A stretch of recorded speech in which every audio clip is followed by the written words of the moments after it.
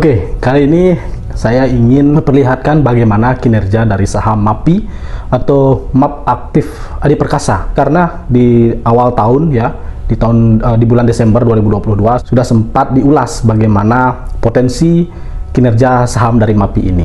Ya, di tengah derasnya isu bahwa akan terjadi resesi global, banyak sekali influencer yang mengembar-gemborkan yang akan menjelaskan bahwa 2023 akan gelap. Nah, pada saat itu saya ingin mengulas saham yang dimana ada kemungkinan bahwa saham ini berpotensi untuk survive.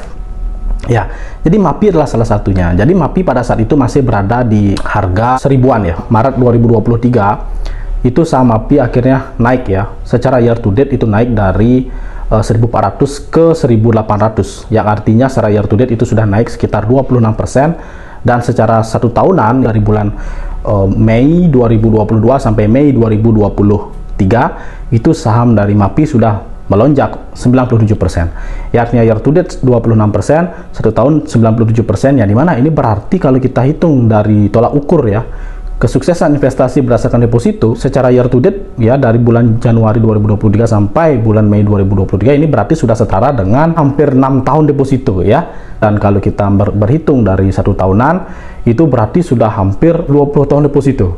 Nah, ini kalau kita memiliki tolak ukur deposito berarti kita sudah memiliki ya namanya kesuksesan dalam berinvestasi. Nah, sebenarnya apa yang menyebabkan MAPI ini itu bisa survive di tahun 2023 ini, di mana derasnya kenaikan dari suku bunga ya, suku bunga Bank BI itu kan kemarin juga sempat naik imbas dari kenaikan suku bunga The Fed ya, atau Amerika Serikat. Yang dimana kalau misalkan The Fed ini menaikkan suku bunga berarti ada kemungkinan resesi global akan terjadi. Tapi kenapa MAPI ini bisa survive? Kenapa MAPI bisa bertahan, bahkan bisa kinerjanya semakin membaik dan juga diikuti dengan kenaikan harga sahamnya? Kuncinya hanya dua, teman-teman ya. Yang pertama, MAPI ini adalah perusahaan atau emiten yang dimana dia memiliki portofolio brand, yang dimana itu mirip juga seperti kita yang melakukan portofolio di saham. Jadi tujuan melakukan portofolio itu adalah agar bisa mendiversifikasikan resiko.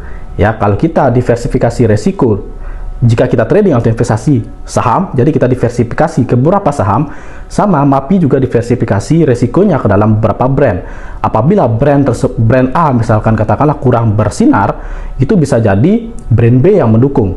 Ya, apabila dalam satu brand A katakanlah ya, jadi brand A mungkin ada satu cabang yang tutup, ya mungkin bisa jadi karena cabang tersebut tidak menghasilkan, mungkin juga daerah sana itu kurang berprospek, sehingga atau mungkin tidak sesuai dengan masyarakat yang tinggal di sana, sehingga dia relokasi dan pindah ke tempat baru. Itu baru di brand A saja. Ya, tetapi kalau brand A secara keseluruhan itu kolaps, ya dia tinggal ganti brand saja. Nah, contohnya MAPI saat ini sudah menggandeng Paul ya, brand Paul. Paul ini adalah perusahaan baking atau roti yang berasal dari Prancis.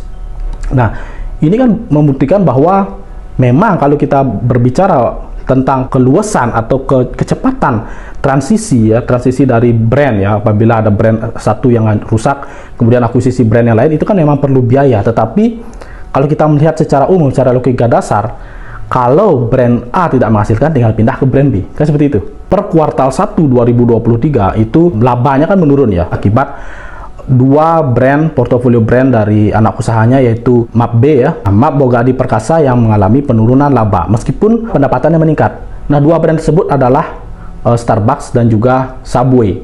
Ya, kalau kita berpikir secara logika dasar aja, Subway mungkin dia brand baru yang dulu sudah pernah masuk ke Indonesia tetapi akhirnya keluar dan sekarang masuk lagi, tetapi memberikan kontribusi penurunan laba, tetapi pendapatannya naik loh.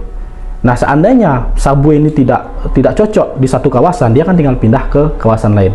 Nah, itu kita baru berbicara dari satu brandnya aja, Subway-nya aja. Tetapi kalau Subway secara keseluruhan dia tidak memberikan kontribusi terhadap pendapatan juga laba dari MAPI, ya Subway tinggal di-cut. Tinggal bagaimana si MAPI ini memperhitungkan atau dia ingin menggandeng brand baru mana lagi yang kira-kira bisa menunjang kinerja perseroan atau emiten. Nah, itu adalah poin yang pertama, yaitu portfolio brand. Ya, yang kedua, mayoritas brand-brand yang diambil oleh MAPI itu adalah menyasar kalangan atau segmen menengah ke atas. Menengah ke atas itu rata-rata tidak terganggu oleh yang namanya resesi global. Jadi orang-orang berduit lah katakanlah. Jadi yang menghalangi mereka untuk berbelanja adalah ketika terjadi PPKM ya, seperti COVID kemarin. dia tidak bisa keluar, sementara orang berduit itu relatif ingin berbelanja langsung, melihat barang, kemudian juga menenteng ya tas belanja itu, karena di sanalah gengsinya keluar. Jadi kalau online mungkin tidak se-hype ya mereka belanja offline. Nah, jadi orang berduit itu yang membatasi adalah apabila dia tidak diberikan berbelanja langsung. Dan kedua, apabila resesi atau mungkin kondisi ekonomi melemah akibat pandemi, ya kalau pandemi itu kan menyangkut kesehatan. Ya, orang berduit atau orang kaya itu takut apabila kesehatan mereka terganggu. Ya otomatis dia lebih baik tidak belanja sama sekali. Tapi apabila hanya karena masalah resesi itu akibat dari kenaikan suku bunga, ya ini saya rasa tidak terlalu berdampak. Ya, tidak terlalu berdampak kepada daya beli mereka karena mereka adalah orang berduit. Jadi jelas ya, dua poinnya, yang pertama adalah portofolio brand, yang kedua adalah yang disasar oleh MAPI adalah kalangan menengah ke atas. Nah, kemudian bagaimana selanjutnya rekomendasi bagi trader ataupun bagi investor? Karena harga sahamnya sudah melonjak tinggi dari 1.400 ya, secara year to date sudah naik 26%, dan sekarang di angka 1.800. Saya melihat nanti di bulan Juli ya, bulan Juli akan kemungkinan akan ada koreksi.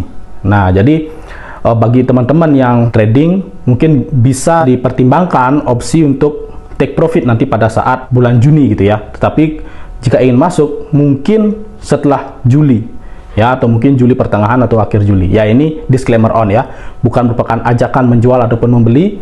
Jadi kemungkinan harga akan terkoreksi dulu di bulan Juli. Bagi teman-teman yang investasi yang rutin melakukan nabung saham setiap bulan, jadi mungkin bisa dipertimbangkan untuk melatih konsistensi ya, membeli sahamnya.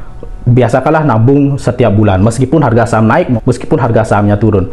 Tapi mungkin bagi teman-teman yang melakukan trading tipenya lebih konservatif atau yang tipenya lebih ke moderat, mungkin bisa beli sahamnya setelah bulan Juli ya. Jadi kita melihat bagaimana kinerjanya di bulan Juni, dan juga apakah di bulan Juni itu akan keluar berita-berita yang mungkin mendukung atau mungkin melemahkan harga saham dari MAPI ini. Nah, kenapa bisa yakin ya di bulan Juli gitu? Karena coba deh teman-teman perhatikan grafik atau pergerakan harga, chart pergerakan harga dari MAPI itu dari tahun 2018 itu konsisten ya, di bulan Juli pasti turun. Ya, di bulan Juli 2020 itu yang masih ada kenaikan tipis, dan di 2019 ada sideways ya, tapi kecenderungannya adalah turun. Nah, jadi kemungkinan di Juni akan profit taking. Dan juga untuk pergerakan MAPI ini untuk jangka pendek ya, maksimal sampai di akhir Juni itu seperti apa.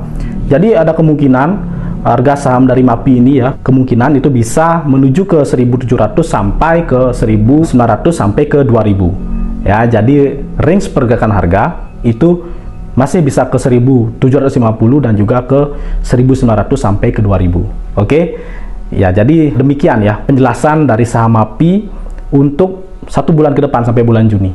Semoga teman-teman mendapatkan manfaat dari video kali ini. Oke, sampai jumpa di video berikutnya. Subscribe terus Beli Made Andika.